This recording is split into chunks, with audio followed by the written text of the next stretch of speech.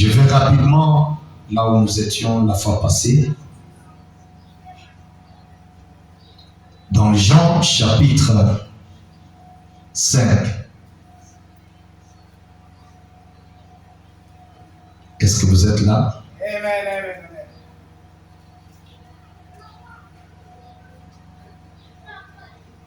Jean chapitre 5.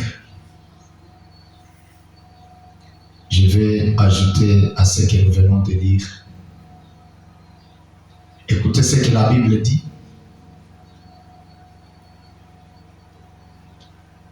Jean chapitre 5.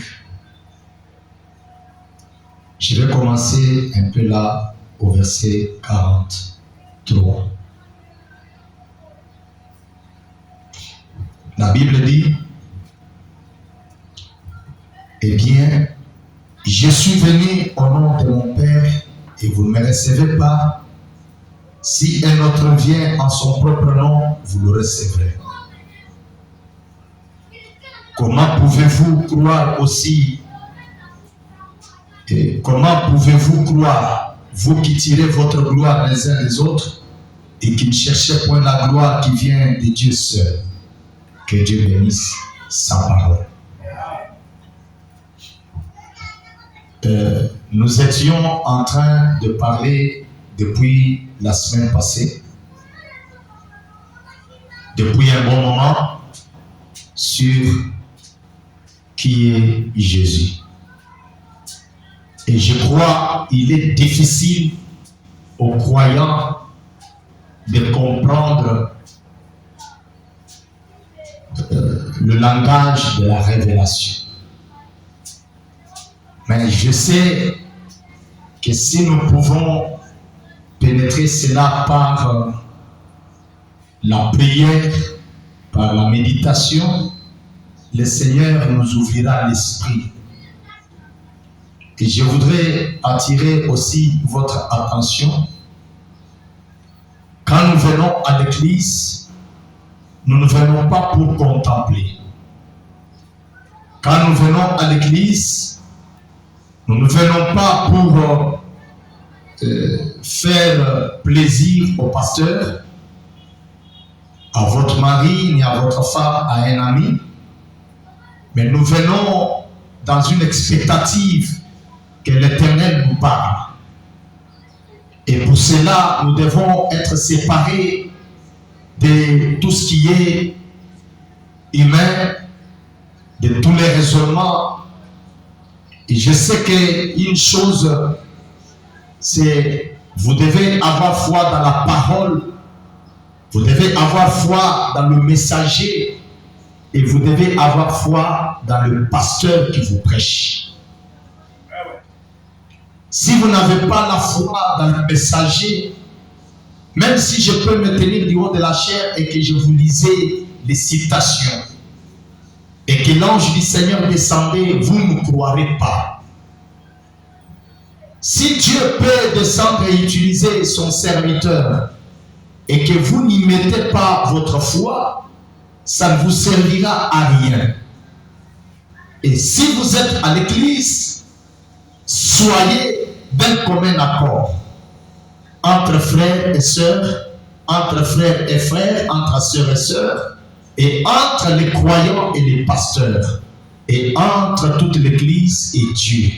C'est en ce moment-là que Dieu œuvrera au milieu de nous. Et là, en ce moment, nous jetterons loin de nous toute forme de malice, toute forme de médisance, toute forme de critique. Là, nous nous éloignerons de tout ce qui est du diable, de tout ce qui est péché. Et en venant devant Dieu, l'Éternel nous a dit quelque chose, que si tu as quelque chose envers ton frère, ta soeur, tu dois prendre ton offrande, mettre quelque part et aller te corriger, aller te mettre en ordre, et une fois que tu seras en ordre, tu prendras ainsi ton offrande pour aller adorer Dieu. Alors, ne vous habituez pas avec Dieu, avec la parole, puisque tous les jours ne sont pas les mêmes. Quand vous venez à l'église, soyez en ordre, puisqu'on ne sait jamais.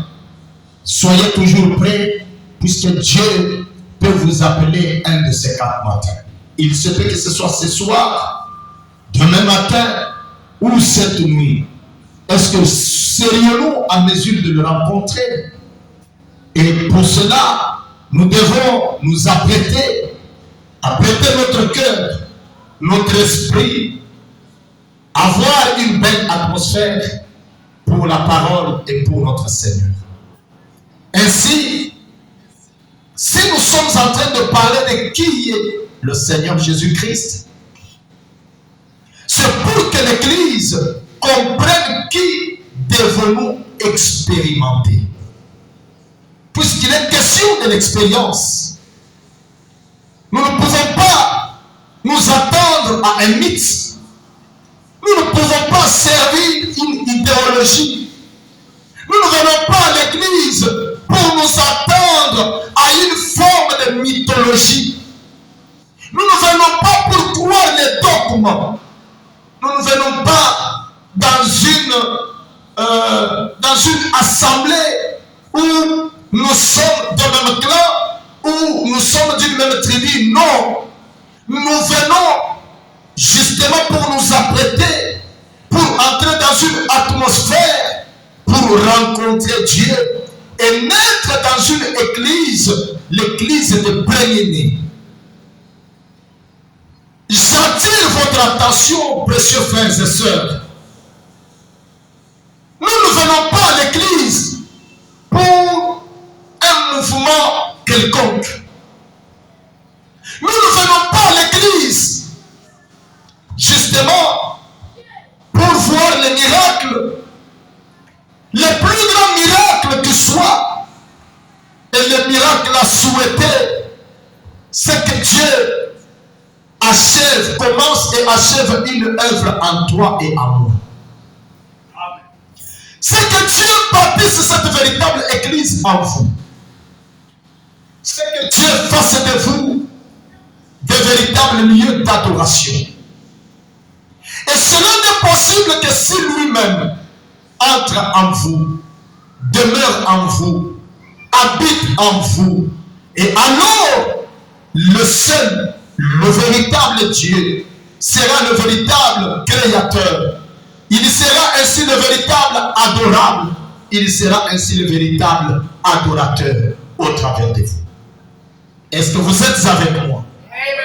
Et quand nous disons qui est le Seigneur Jésus-Christ, c'est pour aider le croyant à quitter dans toute forme d'une dénomination.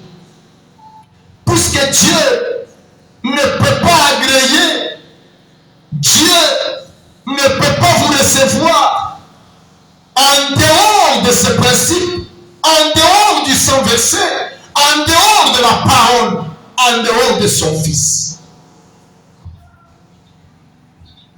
Pourquoi ainsi j'attire votre attention? C'est pour qu'en adorant, que chacun sache qui est celui qui l'adore, qui est celui qui l'invoque. Dans les problèmes, quand les choses ne marchent pas, comment l'invoquer? Qui invoquez-vous? Si vous ne le connaissez pas, il ne viendra pas. Il doit d'abord réellement habiter en vous. Vous devez l'expérimenter. Et alors là, vous n'adorez pas un Dieu loin de vous, mais vous adorez celui qui habite en vous. Et pour qu'il habite en vous, vous devez d'abord le reconnaître comment il est manifesté en votre jour. Amen. Et c'est cela même le commencement de toutes choses. Voilà pourquoi William Branham dit que tout est contenu dans la révélation de qui est Jésus-Christ, fait chair par parmi nous. Tout est contenu dans la révélation de qui est Jésus-Christ, qui est fait chair parmi nous. Quand nous lisions l'apôtre Jean, il disait que Jésus était en train de parler aux gens que moi je suis venu au nom de mon Père. Je suis venu au nom de mon Père. Mais vous ne me recevez pas. Mais si un autre vient en son propre nom, si un autre vient en son propre nom, vous le recevrez. C'est pour dire que dans l'habitude des gens, quand Dieu me renvoie son Fils, quand Dieu se révèle aux gens, les gens ont toujours une pensée tournée ailleurs. Les gens tombent toujours fanatiques aux choses, à une séduction, à une dénomination. Mais pourtant, Dieu leur envoie toujours sa bénédiction. Dieu se révèle toujours aux hommes à chaque conjoncture, à chaque jonction des temps, à chaque dispensation et dans chaque génération. Mais chaque fois qu'il se révèle, les gens soit ont toujours le regard vers une promesse passée, soit ils ont toujours le regard vers une promesse future. Mais ils ne voient pas ce que Dieu est en train de faire au milieu d'eux. C'est cela l'attitude des hommes. C'est ce que les églises font. Et j'aimerais que cela ne soit pas pour Agneau Tabernacle de manquer recevoir le Fils, de manquer reconnaître Dieu, de manquer le reconnaître dans sa dispensation et de ne pas le reconnaître tel qu'il se manifeste à votre jour. C'est cela même le péché. Ne pas reconnaître Dieu manifesté en votre jour, c'est cela le péché. Vous pouvez continuer à invoquer, à prier autant de fois, à louer et à prêcher, puisque les sacrificateurs autrefois, à l'Ancien Testament, quand ils offraient les sacrifices, ils prétendaient servir Dieu, mais seulement il avait quitté une dispensation, il avait changé de forme, il était déjà quelque chose d'autre, mais eux, ils s'attendaient toujours et ils regardaient toujours le temple qui était construit de Salomon, pensant qu'ils étaient dans la volonté de Dieu. Et aujourd'hui, nous allons dans les églises. Les gens changent les églises comme ils veulent. Aujourd'hui, ils étaient dans X tabernacle. Demain, ils étaient dans telle centrale. Demain, ils étaient dans telle assemblée. Vous allez changer les églises. Ça n'a rien à voir avec les saluts. Les saluts, c'est de reconnaître Christ, Jésus, dans votre jour. C'est ça le salut.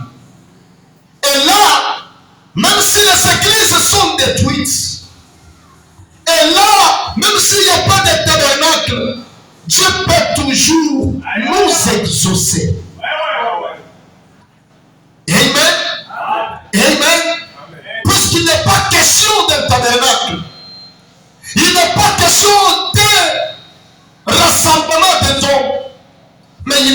question de le connaître lui.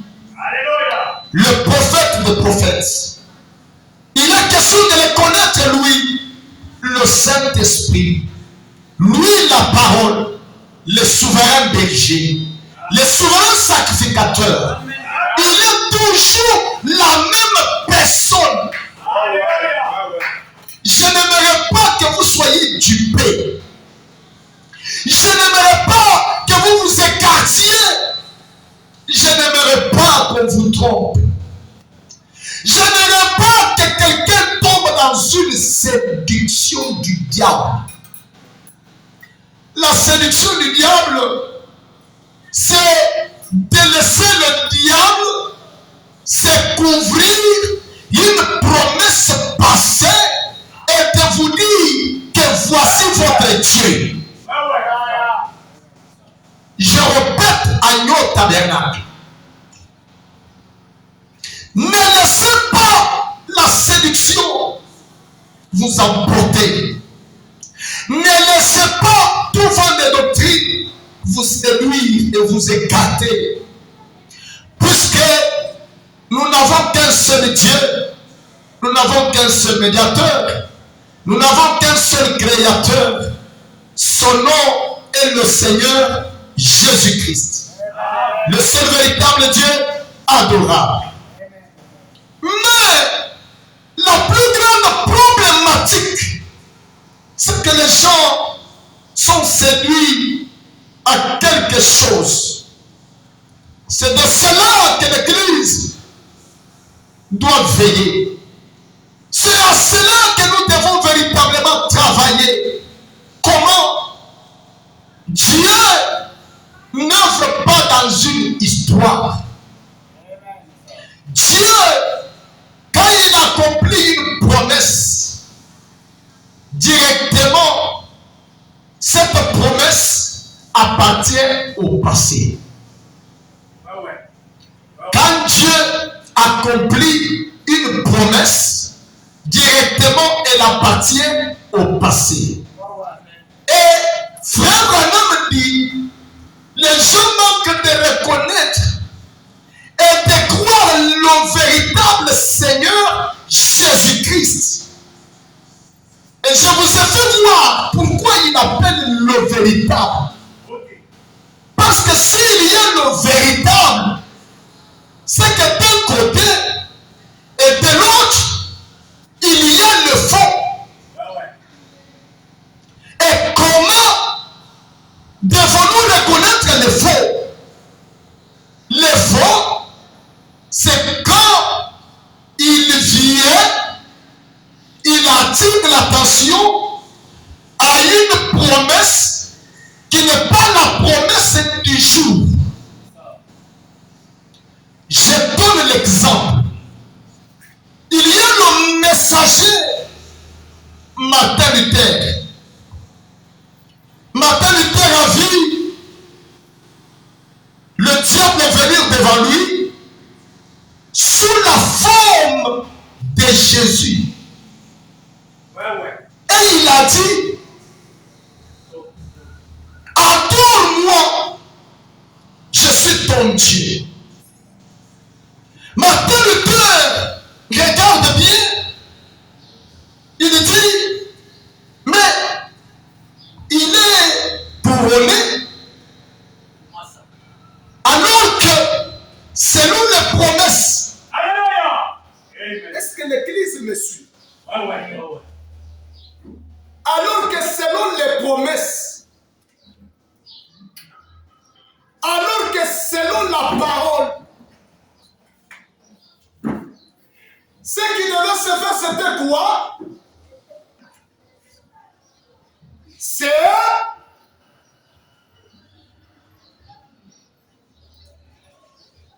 avancez le bas. Êtes-vous là? Amen. Vous savez, ne soyez pas véritablement distraits.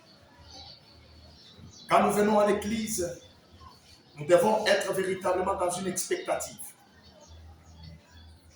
J'étais en train de dire que le diable est venu devant ma trinité. Il lui dit, adore-moi, je suis ton Dieu. Dans la forme de Jésus. Il dit que je suis ton Dieu. Quand Martin regarde, il voit bien. Il dit non, mais Jésus, dans cette forme, il ne devait pas être couronné à cet âge. Et il n'est même pas un homme dans la chair, mais il était un esprit. Ouais. C'est alors que Martin regarde les promesses. Martin commence à étudier la parole. Ouais. Voilà pourquoi nous devons sonder la parole. Nous ne sommes pas ici pour sonder les prophéties. Alléluia. Nous ne sommes pas ici pour connaître comment faire des prophéties et parler à l'âme. Nous sommes ici pour connaître la parole qui est Dieu, pour sonder la parole et devenir cette parole. Ouais. Alléluia. Martin, connaissant la parole, et dans une portion de la parole, il dit non. Alléluia. Arrière de moi, Satan. Il a refusé pourquoi? Puisque selon la prophétie, ça devait être au temps de la fin que Jésus-Christ devait être couronné. Amen. Et ça devait être en chair et en os. Amen. Et ça devait être sous la promesse de Malachie 4. C'est ça. Amen. Ça devait être sous la promesse de Luc 17, 13. Ça devait être sous la promesse d'Apocalypse 10, 1 à 7. Parce que là, ça devait être la partie de l'arc-en-ciel qui était sur la terre et celle qui était là-haut qui devait se rencontrer. Ouais. Ça. Amen. Est-ce que vous êtes avec moi? Amen. Est-ce que vous êtes avec moi? Enlevez votre main à la joue. Ça devait être ce temps-là. Et Frère Branham dit dans les sons que quand notre Emmanuel, le Rédempteur, viendra, quand notre Sauveur viendra, au temps de la fin, à l'ouverture des sceaux, il sera la parole, Emmanuel, Dieu parmi nous. Il montera sur un cheval blanc. Il sera Dieu couronné. Alléluia. Mettez un peu de pied ici. Voyez comment il a vécu le diable. Il a regardé les détails de la prophétie. Il a regardé que non, ce n'est pas dans cette forme. Il ne devait pas être manifesté dans cette forme ou dans cet âge-ci. Lui devait être couronné au temps de la fin. Agnès est là. Et maintenant, quand nous sommes au temps de la fin, qu'est-ce que le diable vient faire? Il ramène maintenant la promesse du temps de la fin à une certaine époque. Où il dit que ceci, c'est pour l'âge futur. Ça viendra. Voilà pourquoi nous avons des tendances, nous avons des doctrines, nous avons de ceci. Il est venu, il n'est pas venu. Nous sommes dans ceci, nous ne sommes pas dans cela. Toute forme de tendance. Or, le croyant, lui, il devait s'attacher comme ainsi dit le Seigneur. Le croyant devait s'attacher à la révélation de la parole. Pas au dogme de l'Église. Parce que Marie, si elle devrait s'attacher au dogme de l'Église, Jésus ne viendrait pas par elle.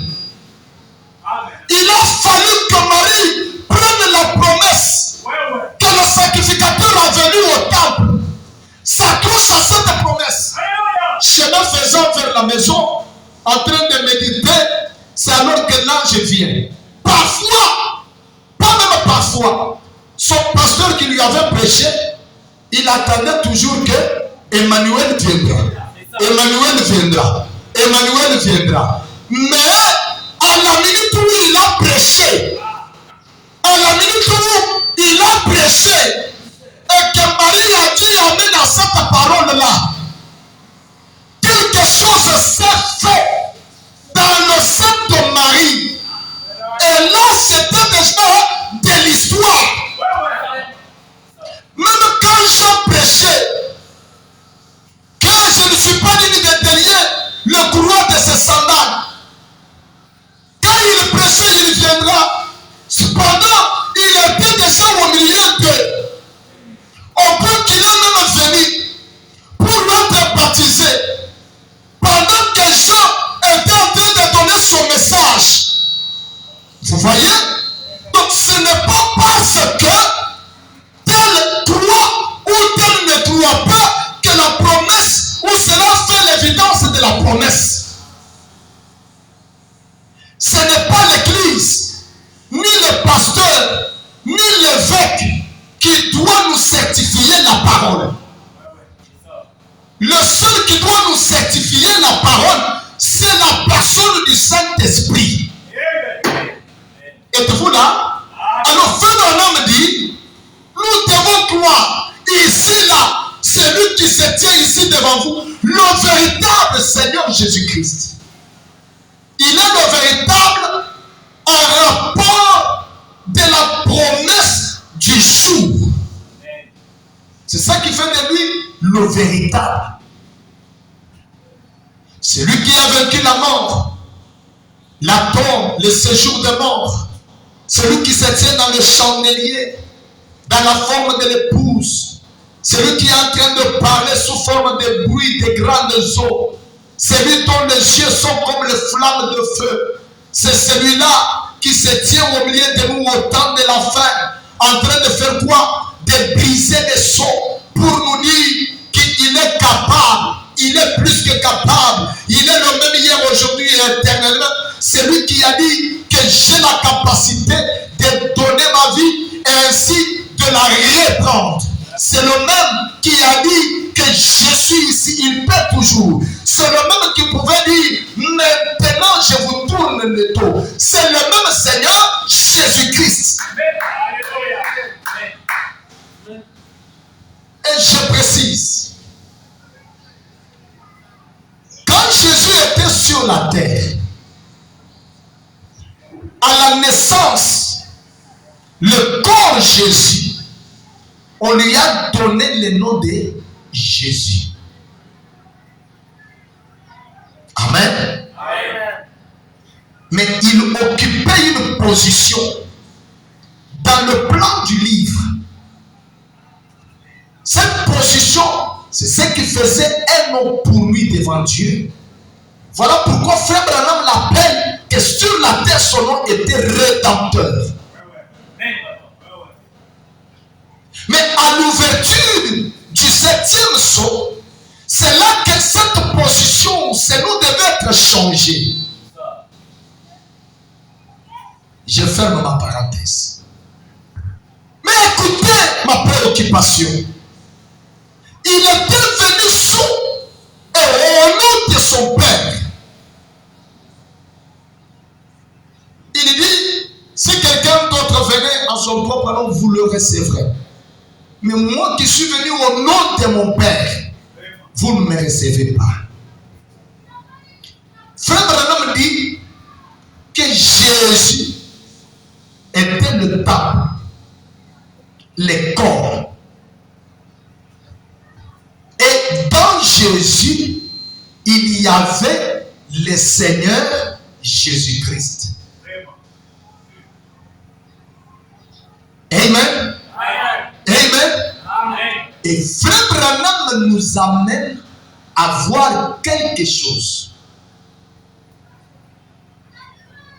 Si quelqu'un s'accroche au corps, c'est un idolâtre. Puisque n'est pas Dieu. Le corps n'est pas Dieu. Car si le corps est Dieu, admettons cela, qu'adviendrait-il quand le corps était dans la tombe pendant 3 jours? Avons-nous adoré un Dieu mort? Est-ce pendant les 3 jours, si le corps ne porte le cœur, nous pouvons faire allusion? Le corps de William Branham, le corps de Jésus. Si nous pouvons dire que le corps est adorable, est-ce du temps de Jésus quand il était dans la tombe, adorons-nous, avions-nous adoré un Dieu mort? 3 jours. C'est là que j'interpelle la conscience de tout un chacun. Celui qui est adorable, c'est celui qui a transcendé la tombe, qui est parti dans le paradis pour se révéler à Abraham, à Isaac et ainsi aux autres apôtres de ce temps-là, pour dire que vous m'avez rejeté. Vraiment dit que chacun l'avait reconnu selon la manière qu'il s'était révélé à lui. Ah. Maintenant, quand nous prenons la Bible, on nous dit Élie a été enlevé, il est parti au ciel. Enoch a été enlevé, il est parti au ciel. Mais quand Jésus vient, il part dans le paradis. Il retrouve Élie et Enoch.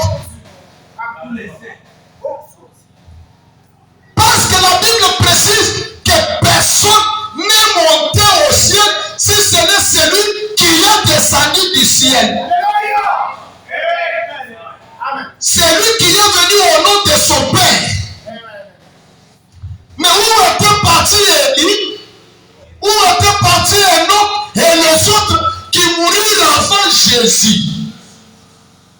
Parce que le mystère était que Jésus était le premier de la création de Dieu. Celui qui devrait naître par la parole parlée. Et c'est lui qui devait être le premier dans la résurrection. Non, c'est lui qui devait ressusciter le premier. Personne ne pouvait ressusciter avant lui. C'est lui qui devait donner le temps. Ça entre, n'est-ce pas?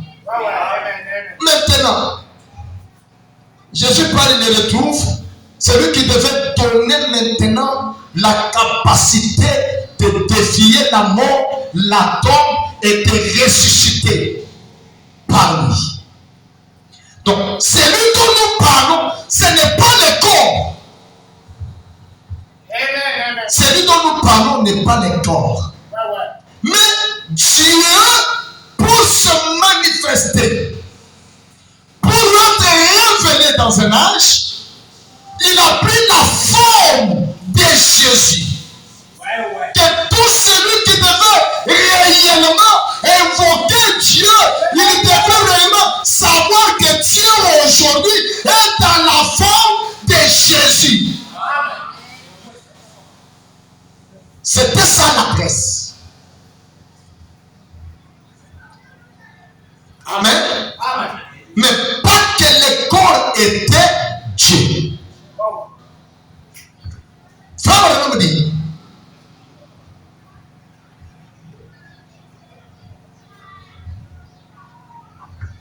de lire ce matin. On nous dit ici, car jusqu'à ce que je fasse de tes ennemis ton marchepied, que toute la maison d'Israël sache avec certitude que Dieu a fait Seigneur et Christ. C'est Jésus que vous avez crucifié. Dieu a fait Seigneur et Christ. Ah, donc Jésus a été fait Seigneur et Christ. Donc il n'était pas l'adorable. Mais on l'a fait Seigneur. Qui l'a fait? Dieu. Comment l'a-t-il fait Dieu? Parce que croire qu'il a été Seigneur et Christ, fait Seigneur et Christ, tous on est ensemble. Mais comment l'a-t-il fait? C'est cela le problème. C'est cela la préoccupation.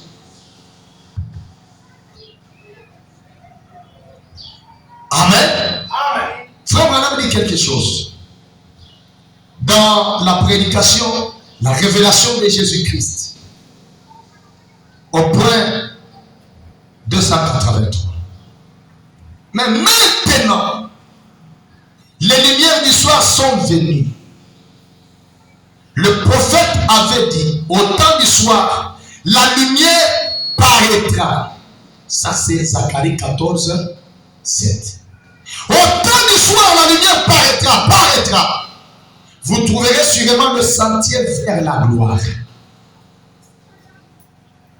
Donc le sentier de la gloire n'est pas en dehors de Zacharie 14, 7. Amen.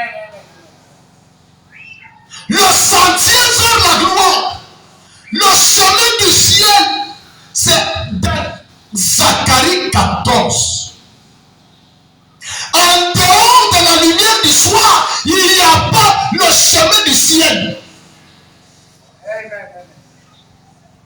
Il n'y a pas le sentier de la gloire. C'est pas là qu'il y a la lumière aujourd'hui. Enseveli dans le précieux nom de Jésus, jeunes et vieux, répentez-vous de tous vos péchés. Le Saint-Esprit entrera sûrement en vous. Les lumières du soir sont venues. C'est un fait que Dieu et Christ sont un. Amen. Amen. C'est un fait réel que Dieu et Christ sont un. Il n'y aura pas un Christ là-bas. Il n'y aura pas un Dieu quelque part. Le même qui est l'alpha, c'est le même qui est l'oméga. Le même Dieu qui est l'alpha, c'est le même qui est l'oméga. Le même Dieu qui est époux, c'est le même Dieu qui est l'épouse. Le même Dieu qui est créateur, c'est le même créateur qui devient l'adorateur. Le même Dieu, il se manifeste comme il a toujours été, il l'est encore aujourd'hui. Peu importe la manière dont et la façon dont il peut prendre une forme, c'est le même Dieu. C'est le même adorateur. C'est le même adorable. C'est le même créateur. C'est la même divinité. La divinité suprême du Seigneur Jésus-Christ. C'est un esprit. Faire du corps la divinité suprême, vous embrouillez tous les schémas de Dieu. Vous commencez là, vous allez quelque part, vous allez trouver que ça ne tient pas. Regardez que quand Jean a vécu à côté de Jésus, il connaissait bien Jésus. Mais quand il est parti dans l'île appelée Patmos, c'est la même personne là, la même voix là, qu'il avait toujours entendu, la voix. Mais il dit, mais la voix, c'est la voix d'une personne. Mais il est transfiguré. Il a changé. Cette fois-ci, il est couronné. Les cheveux sont blancs comme la neige. Il dit, j'étais mort. Je suis maintenant en vie au siècle des siècles et pour toute l'éternité. Qui était mort? Qui est ressuscité? Qui vit au siècle des siècles? Puisque Frère Branham nous a dit que pour ce qui est du corps, le corps a eu un commencement et a eu une fin.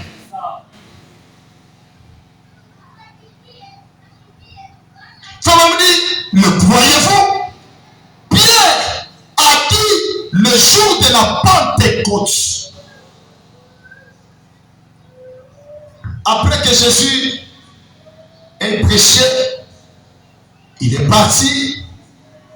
Et le croyant attendait la descente de la Pentecôte. Ce jour-là, quand ils ont reçu la puissance du Très-Haut, qu'ils ont été baptisés du Saint-Esprit, Pierre a prêché. Pierre a parlé. Pierre dit que toute la maison d'Israël sache donc que Dieu a fait Seigneur et Christ, c'est même Jésus que vous avez crucifié.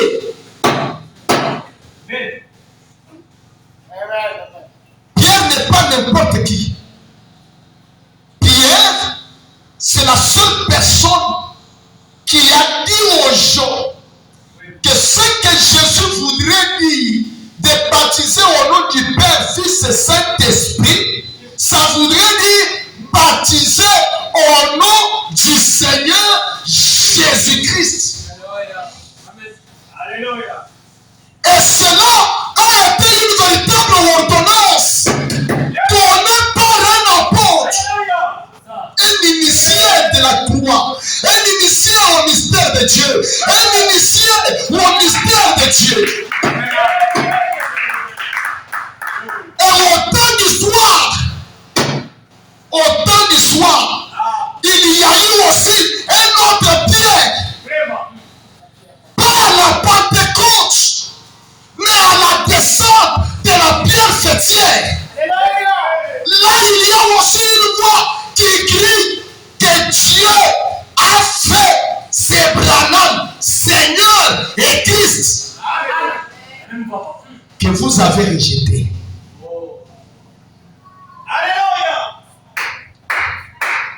Dieu a fait ses Branham, Seigneur et Christ.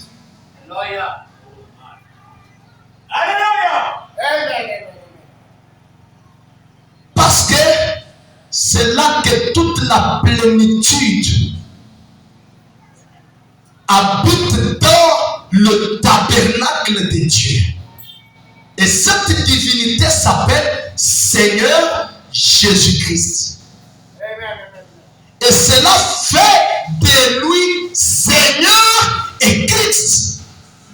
De même que cette divinité a fait de Jésus Seigneur et Christ.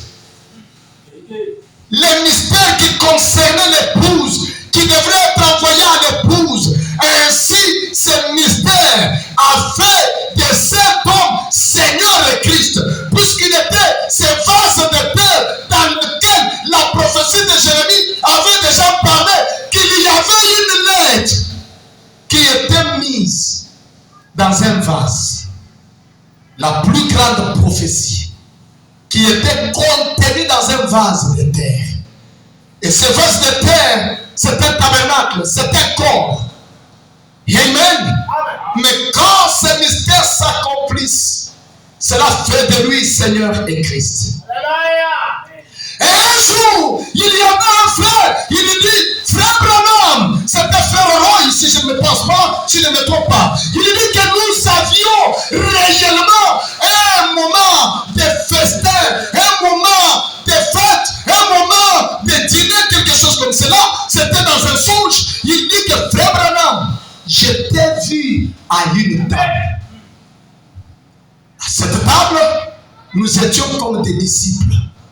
Et tu as occupé la place comme Jésus occupait la place avec ses disciples à la table. Puis un moment, je t'ai vu, tu as été enlevé au milieu de nous. Tu es parti, je suis entré réellement dans une atmosphère et j'ai commencé à crier, à dire, ramène-les, ramène-les, ramène-les, ramène-les, ramène-les. Puis tu as disparu. Et à un moment, tu es revenu, frère Branham. Quand tu es revenu, tu n'étais plus comme auparavant. Cette fois-là, frère Branham, le feu sortait de tes yeux. Et cette fois-là, tu parlais cette fois-ci avec plus d'autorité. Tu n'étais plus comme auparavant. C'était réellement le changement du ministère. C'était réellement le changement de position. C'était réellement la transfiguration du Fils.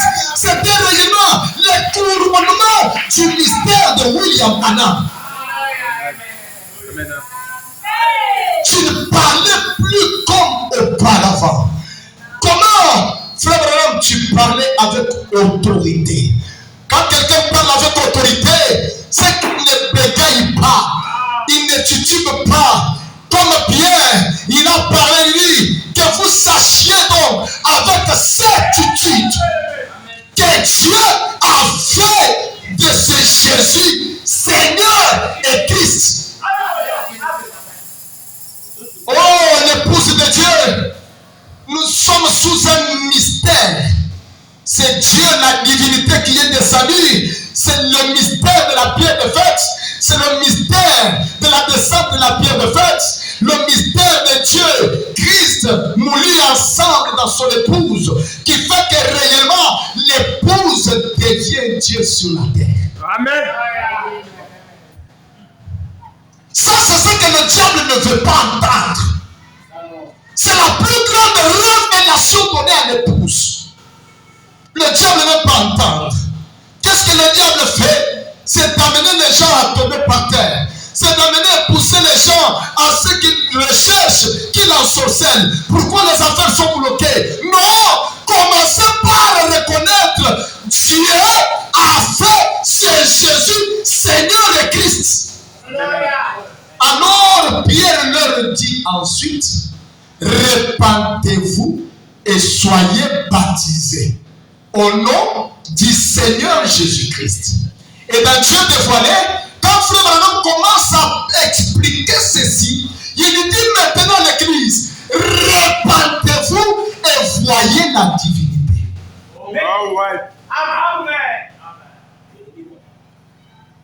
Répandez-vous et voyez la divinité. Dieu a fait Seigneur et Christ. C'est Jésus que vous avez crucifié. Voilà la foi qui a été transmise au sein, une fois pour toutes. Quelle est la foi transmise?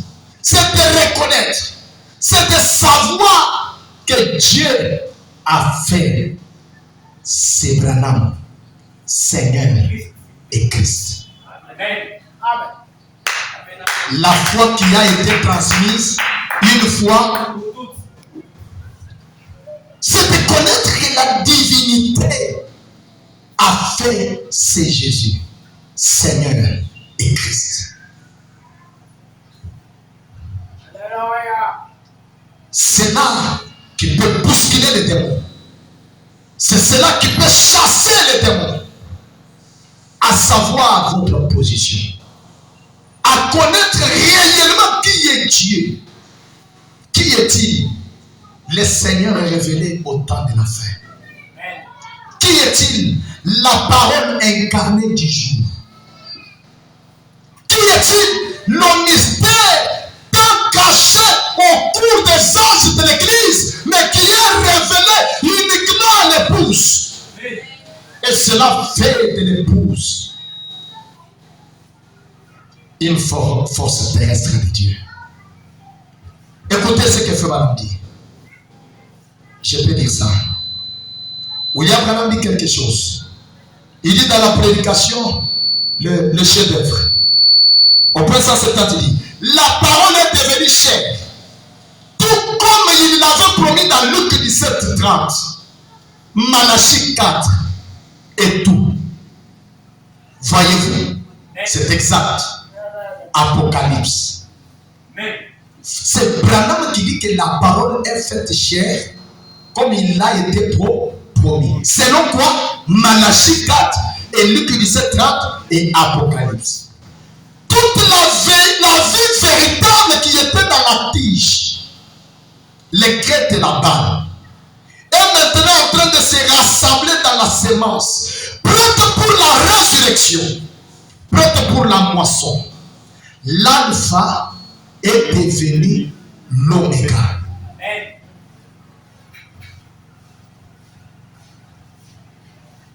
L'alpha est devenu l'oméga. Fais madame dit.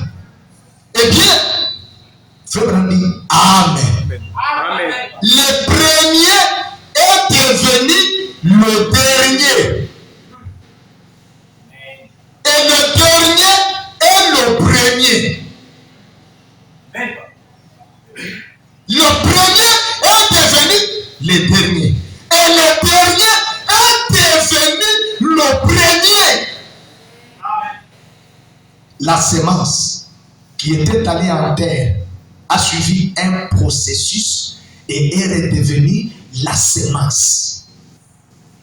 Dieu a pris Jésus. Vous voyez? Il l'a fait entrer dans un processus. Il a dit, si les grains de blé ne tombent en terre et ne meurent, il reste seul. Or, quand les grains tombent, il doit mourir. Puis après, pourrir. N'est-ce pas? C'est quand il y a la pourriture que maintenant la vie commence à germer. Or, à la croix, Dieu a broyé, pressé et compressé son fils à la croix et fait que de lui est sorti un morceau appelé l'épouse. Pourquoi? Pour la continuité du même ministère. Il est entré dans le processus. C'est comme quand vous prenez le maïs, vous prenez la farine, la semence, vous broyez, cela entre dans un processus, vous faites la pâte, vous faites tout cela entre dans la four, et quand cela ressort, ça devient, non pas la semence, ça devient le pain. Amen. Et fait la semence qui est tombée dans le jardin d'Éden, et qui est morte, est revenue. De cette semence imparfaite, qui est morte là-bas, on en est revenu à la semence parfaite, le deuxième Adam. La première Ève qui est tombée, elle a été utilisée dans la deuxième réforme. La deuxième réforme comme pour produire un enfant. Elle est maintenant devenue la véritable épouse. La sémence, revenue tout droit à la parole originelle. L'alpha et l'oméga, c'est les mêmes. L'alpha et l'oméga, c'est les mêmes. Voilà pourquoi les gens ont toujours la difficulté de connaître Jésus. Pour lui, Jésus, c'est juste la peinture de l'Hoffmann.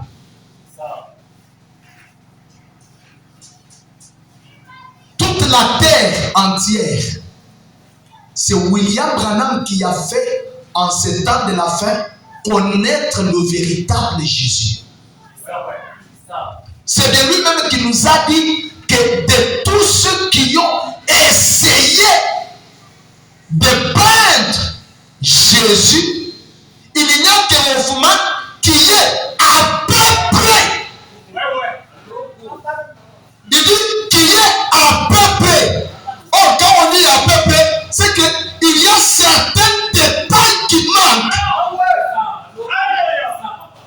Mais dans la forme au temps du soir, il n'y a pas un à peu près. Au temps du soir, il n'y a pas un à peu près.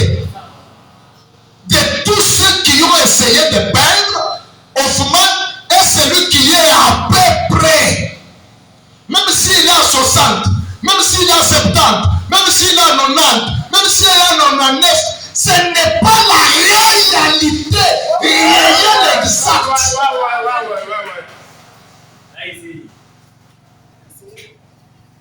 Mais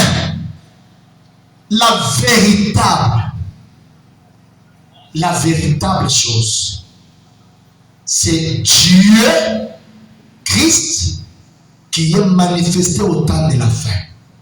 Le même qui a été dans ses corps, le véritable qui était dans ses corps sous une promesse. Le même est aujourd'hui dans une promesse. Malachie 4. Or, toutes les promesses du temps de la fin s'accomplissent à Malachie 4. Luc 17:30. Apocalypse. Jean 14. Il n'y a aucune promesse qui s'accomplit en dehors de Malachie 4. Aucune. Sinon, Fébanom est faux. L'alpha et l'oméga, c'est les mêmes. Je suis l'alpha et l'oméga. Il n'a jamais dit être quelque chose entre les deux. Oui, je suis l'alpha et l'oméga, le premier et le dernier. Oui, monsieur. Le premier ministère et le dernier ministère sont le même. Donc, Malachie 4, c'est la réincarnation du ministère de Jésus-Christ à l'est. Mais ici à l'ouest.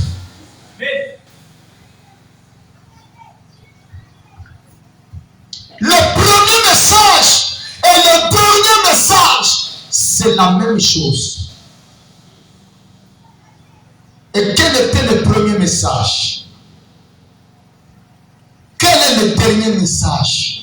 C'est le Seigneur Jésus-Christ, le même hier, aujourd'hui et éternellement. Il y aura un jour qui ne sera ni jour ni nuit, mais au temps du soir, il y aura de la lumière. Voyez-vous, l'alpha et l'oméga, on y est maintenant. Amen. Les premiers et les derniers. On est où? Maintenant, on est à oméga. Amen. Donc, si vous vous attendez à un oméga, vous êtes dans une histoire. Oméga est déjà là. Oh là là, frère, on pourrait passer des heures là-dessus. L'oméga, c'est l'alpha. L'alpha, c'est l'oméga. Qui est Jésus? Il est le premier, il est le dernier. Amen. Qui est Jésus? Il est la plénitude de la divinité manifestée parmi nous.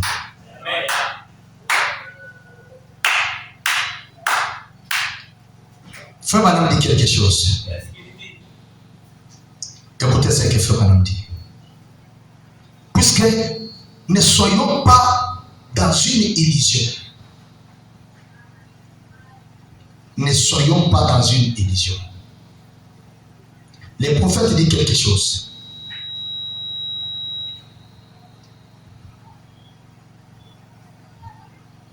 Les gens qui vont à l'église, ils s'imaginent véritablement Dieu. Frère Madame dit, dans qui dites-vous que c'est? Au point 214. Oh Dieu, que nous puissions venir ici ce matin. Que je puisse. Je ne suis pas venu en voiture de production simplement pour. Si j'ai eu le privilège de parler à quelques personnes, si j'ai eu le privilège de parler à quelques personnes, Seigneur, ce n'était pas pour glorifier autre chose que cette personne dont les gens se demandent l'identité.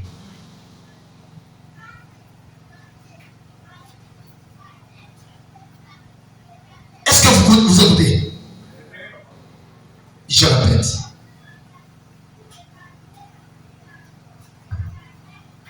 Frère Madame dit, je ne suis pas venu en voiture depuis Dixon, simplement pour... Donc, je n'ai pas pris ma voiture, effectuer des kilomètres, venir ici pour... Alléluia. Si j'ai eu le privilège de parler à quelques personnes, Seigneur, ce n'était pas pour glorifier autre chose que cette personne dont les gens se demandent l'identité.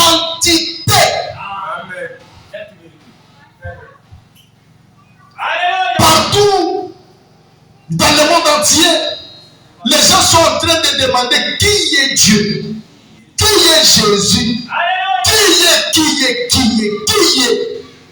Et le seul qui a le privilège de dire aux gens qui est Dieu, qui est Jésus, qui est le Sauveur, en effectuant des kilomètres. Ce n'est pas pour glorifier autre chose que cette personne dont les gens se demandent quelle est son identité. Ils savent que l'homme ne peut faire ceci. Ils savent que ces choses sont au-delà de la connaissance de l'homme. Expliquer Dieu, c'est au-delà de la connaissance de l'homme. L'homme ne peut pas expliquer Dieu. Dieu est esprit. Dieu est surnaturel. Dieu est tellement élevé, il est si profond qu'il peut expliquer Dieu. Il est la vie qui se cache et qui se révèle dans la simplicité. Il n'appartient pas aux lèvres mortelles, aux lèvres humaines d'expliquer Dieu. Mais frère Marie, ils savent que ces choses sont au-delà de la connaissance de l'homme. Mais les gens demandent qu'est-ce que c'est. Ils se demandent qu'est-ce. Seigneur, nous savons que c'est toi. Nous savons que c'est toi. Point. C'est Jésus-Christ dans la personne du Saint-Esprit. Mais c'est la vérité. C'est Jésus. Qui est Jésus? C'est la même personne, le même Dieu, mais dans la personne du Saint-Esprit. Je voudrais que quelqu'un comprenne quelque chose. Frère Branham dit, qui est cet homme dont les gens se demandent l'identité? Quelle est l'identité de Dieu aujourd'hui? Qui est Dieu aujourd'hui? Dieu n'est pas le Fils aujourd'hui, mais Dieu est dans la personne du Saint-Esprit. Amen. c'est Jésus-Christ dans la personne du Saint-Esprit.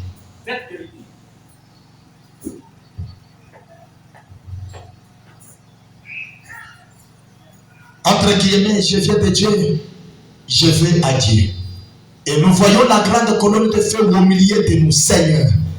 La même qu'il vit dans la première partie de la Bible avec Moïse.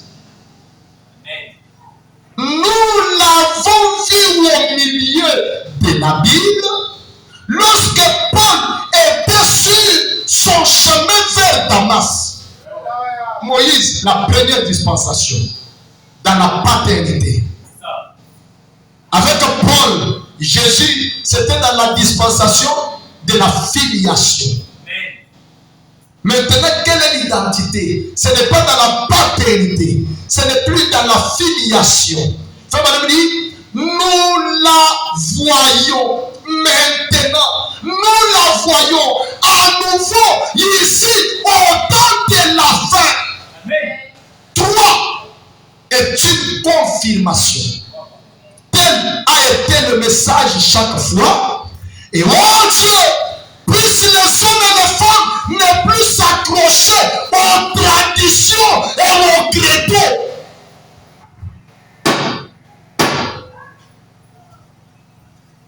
Tout ce qui est déjà passé, c'est passé. Passé, papa. Passé.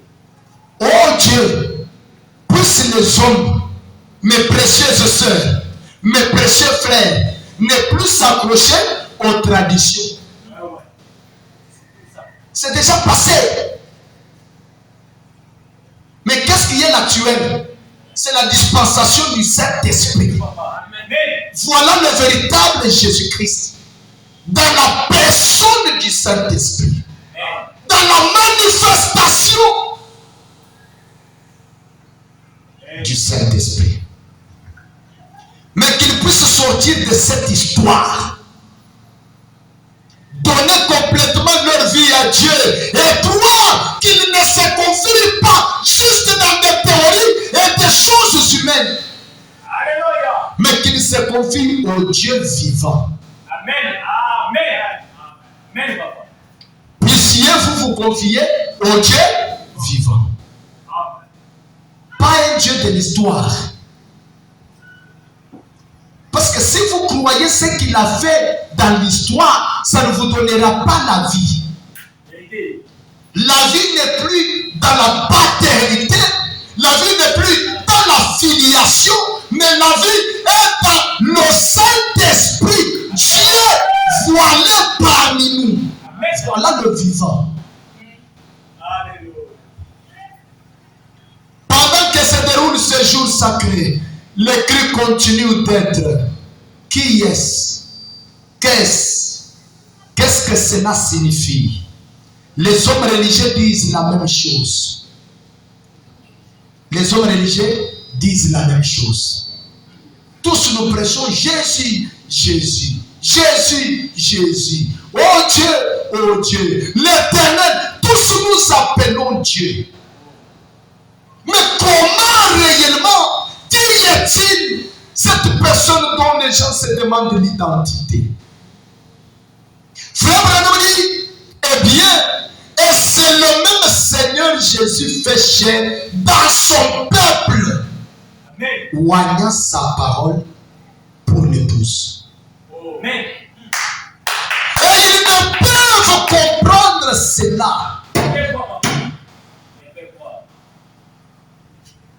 Il crie Jésus. Il pleure, mon Dieu. Seigneur, Seigneur. Oh Dieu, mon Dieu. Oh Seigneur. Tous nous avons 3 photos. Tous nous construisons tourner à l'est. Tout ceci et cela. Nous chantons, nous pleurons. 3 jours de prière, 40 jours de marathon. Allons à la montagne, allons dans le désert. Cela n'a rien à voir réellement. Mais écoutez, faire cela sous l'impulsion de la connaissance de la véritable personne du Seigneur Jésus-Christ dans cet âge, voilà quelque chose qui vous sauve. Voilà la chose qui vous bénit. Aller à la montagne, c'est bon. Mais sans connaître cette personne dont tout le monde se demande, c'est une perte.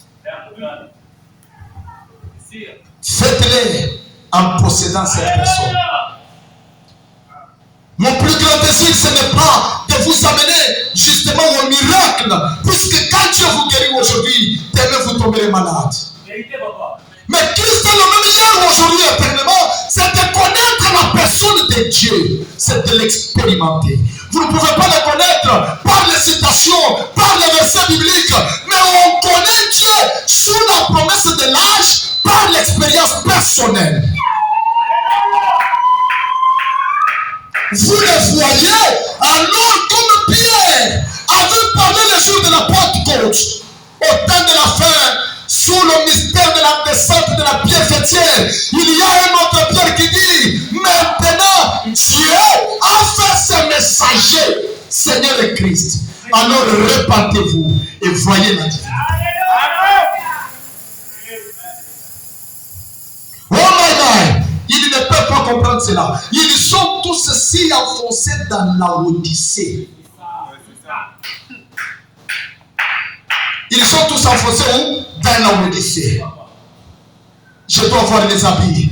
Nous devons construire. Nous devons dédicacer. Achetons ceci et cela. Tout cela, c'est bien. Savez-vous qui est la personne de Dieu? Frère Andy, ils sont tous enfoncés dans l'Odyssée. Et l'appel aujourd'hui de l'épouse, l'appel de Malachie 4, c'est d'appeler l'épouse hors de l'Odyssée. C'est de vous dire, sortez de l'Odyssée. Sortez du milieu de Babylone la Grande. Sortez de cette tradition. Sortez au milieu de la prostituée la Grande Babylone. Sortez ce soir. Sortez et rentrez où? Si quelqu'un vous dit de sortir, c'est qu'il y a un endroit de sûreté où il vous amène. Le véritable milieu de sécurité, ce n'est plus dans un tabernacle, ce n'est plus dans une église, ce n'est pas dans votre forteresse, mais le véritable milieu, c'est en Christ. La parole du jour, la parole révélée. Sortez de la Odyssée. Sortez de toute accoutumance, de toute tradition, de tout dogme religieux. Sortez. Sortez de toute habitude. Je pars à l'église. Et vous croyez, oui, moi je prie là-bas. Ça, c'est une habitude. Quand ce royaume, cette pierre fêtière, entre dans un croyant, cela crée une atmosphère. Cela vous donne un mode de vie. Cela vous donne une forme d'influence. Cela vous caractérise. Cela vous conduit. Cela vous modèle. Cela vous façonne. Et vous devenez un croyant particulier. Une croyante particulière. Et nous entrons réellement dans un royaume des premiers-nés. Là où Dieu lui-même est le maître de la patrie. Nous quittons toute forme de critique, toute forme de religion. Nous quittons, puisque notre cœur, notre âme est aimantée par le Christ vivant. Merci Jésus. Votre âme doit être aimantée par lui. Votre âme doit être aimantée par le Seigneur vivant. Votre cœur doit être aimanté par le Christ, le ressuscité du troisième jour. Qui est ressuscité? Si ce n'est que l'alpha qui est devenu l'oméga. Si ce n'est que la véritable semence qui a mûri aujourd'hui, qui est exposée au rayon du soleil, qui a mûri et qui s'explose et qui dit, venez, viens, viens. L'épouse dit, viens. Amen. Oh my. Sortez de la Odyssée. Mais le prophète a dit, eh bien, qu'ils ne savent pas de quoi il s'agit. Les gens de la Odyssée ne savent pas de quoi il s'agit. Mais le prophète a dit, vers le soir, la lumière paraîtra. Ainsi, maintenant, nous l'attendons, Seigneur. Viens, Seigneur, bénis chaque personne. Je voudrais attirer l'attention de quelqu'un. Quand les gens ne savent pas, c'est parce que Laodicée, il fait extrêmement noir. Noir. Mais quand il y a eu le cri, cet appel, la sainte convocation, après les âges de l'Église, nous entrons dans un jour nouveau, dans l'âge de l'épouse. C'est là que Naniwé est descendu avec nos théophanies, nos positifs. Et là, c'est un âge éternel. Là, il n'y a plus d'ombre, il n'y a plus d'obscurité, il n'y a plus de religion, il n'y a plus un système d'église. Frère Brandi, eh bien, Seigneur, bénis chaque personne. Est-ce que tu peux dire Seigneur, bénis-moi? Seigneur, bénis-moi. Est-ce que tu peux le dire encore Seigneur, bénis-moi? Toi le vivant, bénis-moi. Seigneur, guéris-moi. Seigneur, laisse-moi être arrosé par toi. Nous allons maintenant incliner nos têtes.